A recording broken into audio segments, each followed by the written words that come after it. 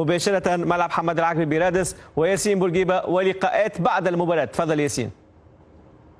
اهلا وسهلا هيكل مجددا من ملعب حماد العقربي برادس، ونهايه مباراه ربع النهائي بتاهل الترجي على حساب النادي البنزرتي. الف مبروك للترجي، تاهل الى نصف نهائي كاس تونس. هارد لك للنادي البنزرتي الذي قدم مباراه محترمه في العموم. معي الكابتن سفيان الحدوسي مدرب النادي البنزرتي. اهلا وسهلا الكابتن. كما كنت اتحدث مع هيكل، مباراه محترمه جدا.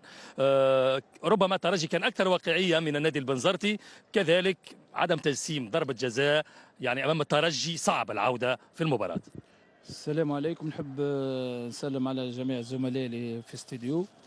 مباراة كانت مباراة كبيرة، كنا نعرفوها مباراة صعيبة. جهزنا كما يلزم للترجي الرياضي التونسي. نهي كان الشوط الأولاني كانت تظهر لي أكثر فرص عندنا نحن، وتلي تجيك ضربة جزاء باش تعدل المباراة وما تعدلش، وتزيد في السيزيام مينوت تتخرج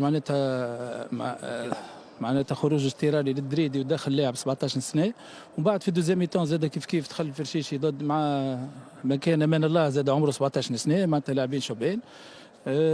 جماهير نادي البنزرتي معناها كانت تفتخر بالفريق. فريق يكون جاهز، يمكن السنه الجايه باش يكون فريق منافس. الفريق قاعد يتطور من المباراة المباراة. مكتوف الأهداف على هفوات معناتها بدائية.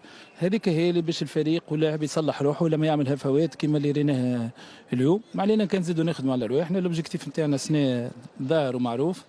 مازالت لنا مباراة أو 2 مباريات نفوزوا بهم ونجهزوا للفريق للموسم الجاي.